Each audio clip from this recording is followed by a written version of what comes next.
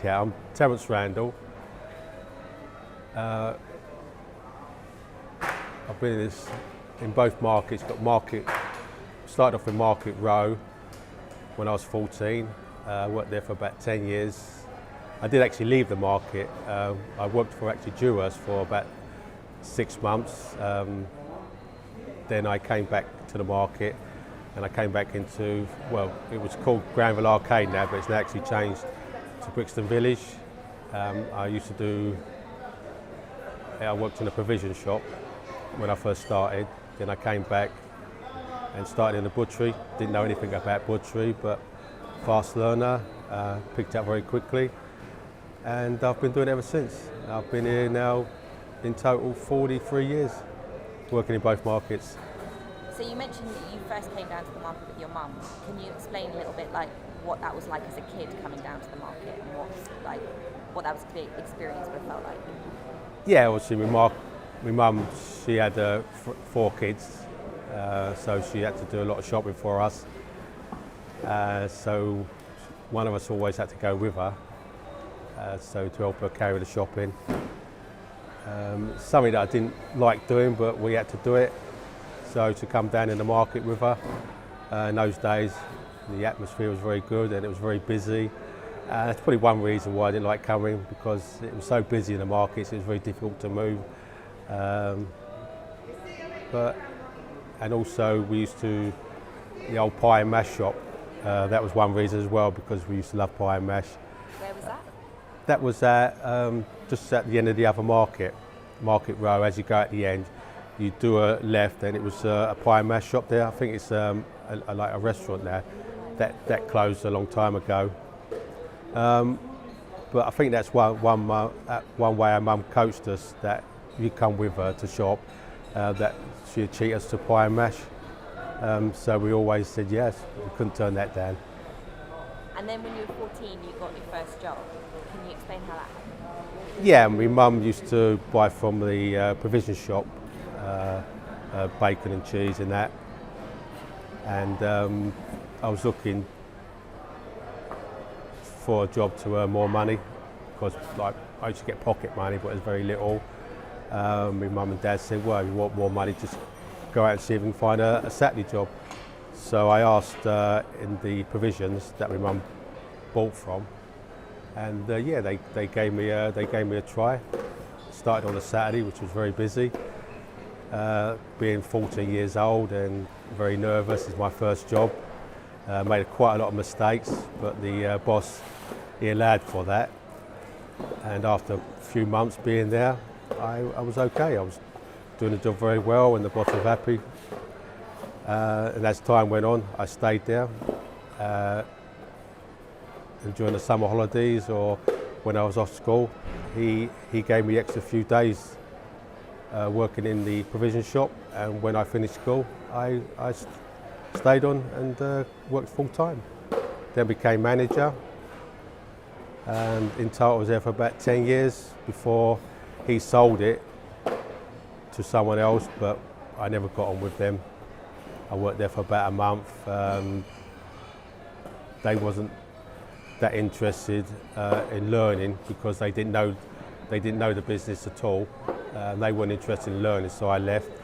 I went out, found another job for Jewers. I worked there for about 6 months, but then I heard there was a job going in the Granville Arcade, a butcher shop, and I knew one of the persons that worked there, and he was actually one who asked me there was a job going as a manager. So I spoke to the boss.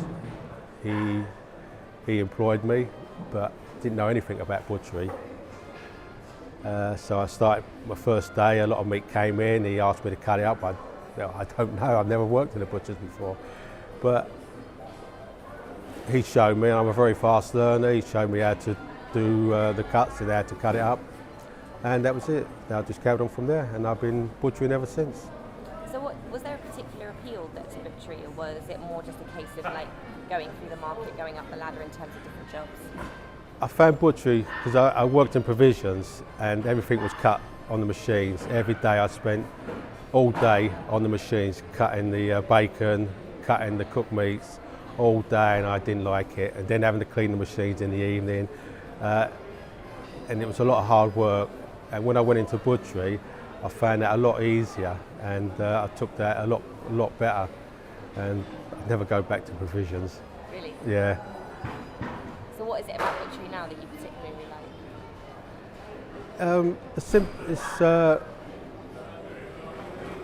It's very simple. It's a very simple job.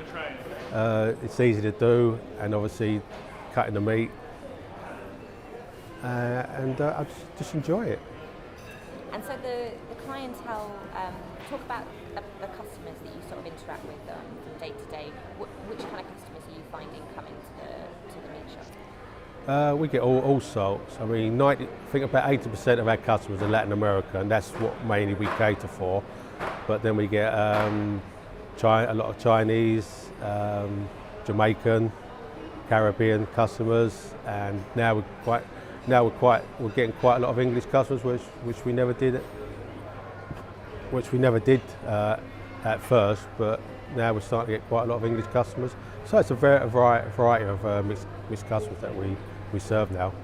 Do you find that does it change the way you work in terms of catering to different nationalities of food or different types of cuisine? Do you bear that in mind, like when your customers are coming to you? Is that something you have to think about? No. Obviously, the customers come in; they know what they're buying and what the meat that they need for whatever they're cooking it for. But we do get a few customers in. They buy a sort of type of meat and they're not sure how to cook it, so we sort of explain to them the best way of doing that. We just let them get on with it. And then in terms of different, because obviously there are so many different nationalities and cultures in a place like Brixton, and that's always been the case. Are there particular reasons, do you think, why one particular group of people might go to one place rather than another place? Like, how does that kind of work? Do you find some butchers they'll say, oh, we have a predominantly African or Caribbean communities that come to us, or South American communities, like that? How does that sort of distinction kind of pan out? Well, we've always catered for Latin American customers. That's who we mainly cater for. But now we get a variety of other customers. But obviously with other retailers, they cater for mainly for a certain customer. It's like fruit and veg, they mainly cater for like Caribbean customers, but then they get obviously the sort of veg they sell. A lot of Latin people eat that as well. So now they're getting that because we've brought a lot of Latin people into Brixton, and so they're getting those sort of customers as well, and also the fish shops. So that your shop then was a big draw for people from Latin American communities living outside of Brixton? Yes, it is, because we were the first Latin American butchers to open. And I used to have a partner who was from Colombia, and he was quite well known in his community. So he came into partnership with me. He did quite a lot of advertising in the local Latin newspapers to advertise the butcher shop. That got a lot of feedback, and we got a lot of customers through the advertising. And that obviously brought a lot of people from outside of Brixton, from other areas, to actually come into Brixton, and they obviously never been here before, and now they've been here, they tend to come here quite often, and obviously speaking to their other friends that they've been somewhere different, and they've got everything that they like, because you've got a variety of different fruit and veg, fish, everything's here that you want. Like our project, we're focusing on the Coldharbour ward of Brixton, so the market area, up Coldharbour Lane, this kind of centralised space. And from someone who's been in this space for such a long time, how would you describe its character? Do you have a way of being able to describe the character of this place? The character of the actual market? Of like this whole area, so the markets, or this kind of Coldharbour Atlantic Road, that kind of area? Well, obviously, over time, Brixton has changed a lot. I mean, when I first came here, it wasn't a very nice area to come in. Brixton was quite dangerous. What year was that? What sort of years were Well, I came here in 1976 when I first started, and in the 70s, 80s, going on, it wasn't a nice place to work or come in, especially at night. It was more like a no-go zone. You never come here during the night. It was too dangerous. But over time, things have changed. Within the market, it's changed a lot. Different types of clientele have come in, and also outside Coldharbour Lane, Brixton. It's changed a hell of a lot over the years, and the feeling and the atmosphere of the whole Brixton area is a lot more pleasant, and a lot more people actually coming in to Brixton because the way it's changed over the years, which is not as dangerous as it was years ago. You can come here knowing that you would have no problems, and outside. And it was an area that was quite run down, Brixton, years ago. But new people have come in, opened new types of businesses, and it's improved Brixton a hell of a lot. And now we get a lot of different clientele, different people that would never dream of coming into Brixton. They're actually coming here now. And obviously a younger generation are actually coming to Brixton to see Brixton for themselves. They obviously heard about Brixton, but never visited. So obviously now they're doing that to feel for themselves the atmosphere of Brixton and the markets.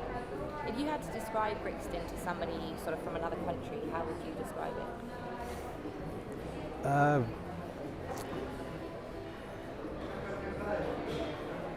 it? Nice atmosphere, pleasant. People here are friendly, and so people are very friendly in the market, and happy to see you and you to be here. Is there something, if Brixton was to any reason lose the market, what would the whole sort of character of the place lose? Like, how essential is the market to Brixton? Well, the markets are Brixton. Without the market, there's no Brixton. That's why people come here, because of the markets. Even though you've got a lot of shops outside now that actually sell the products within the market, but it's actually the markets that make Brixton. Without that, personally myself, if the markets were gone or they tried to redevelop it, Brixton wouldn't be the same. What would it lose? The character. It will lose its character. So it would lose that sort of community, it would lose that essence of people interacting with one another? Yes, of course. People who come here would obviously find other places to go to buy what they need. And the good thing about Brixton as well, you've got all the transport, which is good because we're right in the middle, because you've got transport for London, you've got the underground, you've got the train station, and you've got all the buses coming from all directions actually into Brixton. So it makes commuting to Brixton a lot easier for people that want to come here to shop. That's brilliant. Thank you so much, Terrance. That's really good. Is there anything else that you want to say about either working in the market or your shop or Brixton in general that we haven't covered? Like I said, I've been here 43 years. And I've been very happy working within the market. If I hadn't, I wouldn't have been here this long. How long do you think you'll stay working here? I don't know. Every year I keep saying this is my last year, but I'm still here. I said the same thing. This is going to be my last year. I want to sell the shop, or maybe give it to the boys to run. But who knows? Why do you think that? Why do you contemplate the idea of giving up the shop? Well, I'm not as young as I used to be. I'm still energetic, I'm happy here. I love working here. I love the people in the market, and it's so friendly. I like being in the, because the atmosphere here is very nice, and being at home. That's why I love working here. But I don't know, getting on a bit now, and I've been here for so long. I mean, it's time for a change and sort of relax. Maybe just sort of find a little part-time job. That's all I really need. Just a little income just to pay the bills. But I don't know, maybe you come back 10 years later, maybe I might still be here.